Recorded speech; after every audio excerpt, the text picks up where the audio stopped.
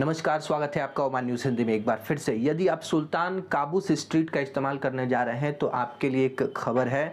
सुल्तान Qaboos street पे 6 वाहनों के बीच में बहुत भयानक टक्कर हो चुकी है हवाई अड्डे के ओवर ब्रिज से पहले। तो यदि आप इस रोड का इस्तेमाल करने जा रहे हैं तो सावधानी से इस्तेमाल करें, क्योंकि इस पर बहुत लंबा जाम है। हो सके तो वैकल्पिक मार्गों का इस्तेमाल करना चाहिए।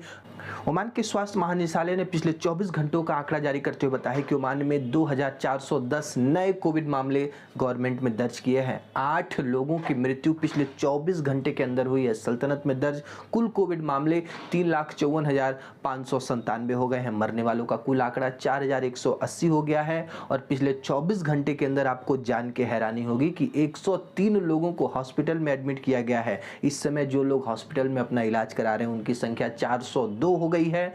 63 यानी 63 लोगों को अभी भी आईसीयू में एडमिट किया गया है। देखिए, ओमिक्रॉन के वायरस की वजह से सल्तनत में 30 जनवरी से 7 फरवरी यानी कि 8 दिनों के अंदर 46 मौतें दर्ज की गई हैं। हालांकि विश्व स्वास्थ्य संगठन ने कहा है कि डेल्टा वायरस से ओमिक्रॉन वायरस बहुत ही माइल्ड सिम्टम देता है, ये उतना खतरनाक नहीं है। लेकिन कम खतरनाक होने के बावजूद एक सप्ताह में 46 लोगों की जान ये ओमिक्रॉन वायरस ले चुका है। और अभी भी पिछले 24 घंटे में 100 लोगों को हॉस्पिटल में एडमिट करने की आवश्यकता पड़ी है। तो देखिए, कहीं ना कहीं ये वायरस हम लोगों की जो लापरवाही है उसका फ़ायदा उठाता दिख रहा है। हालांकि विश्व स्तर पर जैसा कि पूरे विश्व में देखा जा रहा है कि उतनी ज़्यादा मौतें नहीं हुई हैं। ओमान में इतनी ज़्यादा मौतें क्यों हो रही हैं? तो सामने आया है कि जो लोग ने पूरी तरह से वैक्सीनेशन नहीं कराया है या फिर सिंगल डोज ही लिया है, ऐसे लोगों के अंदर संक्रमण की स्थिति बहुत तेज़ी से फैल रही है और इनकी जो हालत है वो बहुत ही जल्दी खराब हो जा रही है। ओमान में रहने वाले प्रवासी भाइयों के अंदर कोविड-19 के टीकाकरण की जागरूकता की कोई कमी नहीं है। देखिए, ओमिक्रॉन को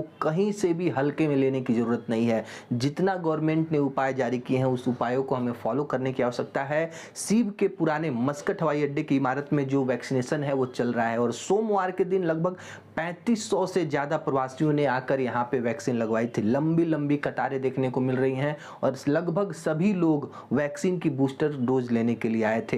तो देखिए, जो भी प्रवासी ओमान में रहते हैं उन लोगों के अंदर तो जागरूकता वैक्सीन के प्रति अब बहुत ही सही है। ये लोग अपनी वैक्सीनेशन को अब गंभीरता से ले रहे हैं। ओमान में जिस तरह से ओमानी सरकार ने ओमानीकरण को बढ़ावा दिया था और बहुत सारे प्रवासियों को प्रतिस्थापित किया गया था, उनके जगह पे ओमानियों को नौकरी दी गई थी, लेकिन इसके बावजूद भारतीय महिलाओं की जो संख्या है वो लगातार वृद्धि कर रही है। ओमान के जितने भी सेक्टर हैं, वो चाहे बैंकिंग सेक्टर हो, प्राइवेट सेक्टर हो या फिर गवर्नमेंट सेक्टर हो, महिलाओं की जो संख्या है उसमें कोई कटौती नहीं देखी गई। और इसके पीछे का जो सबसे बड़ा कारण है, नेशनल सेंटर फॉर स्टैटिस्टिक्स ने बताया है कि ओमान में काम करने वाली भारतीय महिलाओं के लगन और उनके उत्साह और उनके काम के प्रति जो जिम्मेदारी है, कितनी सीरियसली से वो अपने काम को कंप्लीट करती हैं, यही सबसे बड़ा पॉजिटिव थिंग है कि ओमानी सरकार को भी इन महिलाओं के आगे झुकना पड़ा है। यानी कि ओमानी सरकार भी ये मानती है कि भारतीय महिलाओं को हटा करके हम ओमानियों को जॉब पे रखेंगे तो उतनी एफिशिएंसी के साथ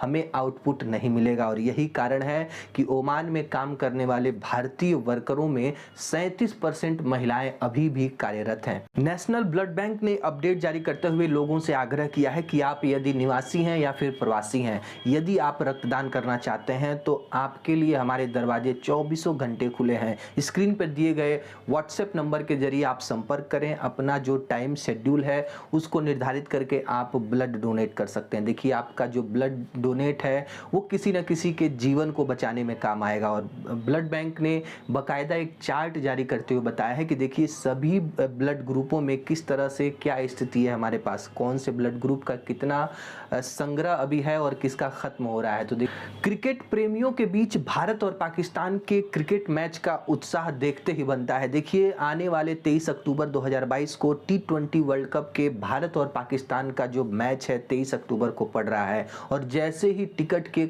जो काउंटर है ओपन हुए 5 मिनट के अंदर सारे टिकट बिक गए हैं। 23 अक्टूबर को MCG में भारत बनाम पाकिस्तान का मैच खेला जाना है। ओमान के विदेश मंत्री ने भारत की सुर साम्राज्ञी स्वर्गीय लता मंगेशकर के निधन पर अपनी गहरी शोक संवेदना व्यक्त की है। ट्विटर के माध्यम से भारत के लाखों प्रशंसकों के लिए अपनी संवेदना दी और उन्होंने कहा है कि उनकी जादुई आवाज़ से प्रेरित और प्रभावित हुए हैं। उनकी विरासत दुनिया भर के लाखों दिलों में हमेशा के लिए चमकेगी। ओमान के उपभोक्ता संरक्षण मंत्रालय ने लोगों को जागरूक करने के लिए एक अभियान चलाया है। देखिए, बहुत सारे जो प्रोडक्ट हैं वो ओरिजिनल की हूबहू कॉपी होकर के ओमान में बिक रहे हैं और ऐसे में जो आप खरीदारी करने के लिए जाते हैं तो आपकी जिम्मेदारी है कि आप ओरिजिनल और डुप्लीकेट प्रोडक्ट के अंतर को समझें, क्योंकि सेम टू सेम कोई प्रोडक्ट नहीं बन सकता है। जो डुप्लीकेट प्रोडक्ट हो कहीं ना कहीं प्रिंटिंग में, कलर में आप उसके रंग में पकड़ सकते हैं कि ये डुप्लीकेट है और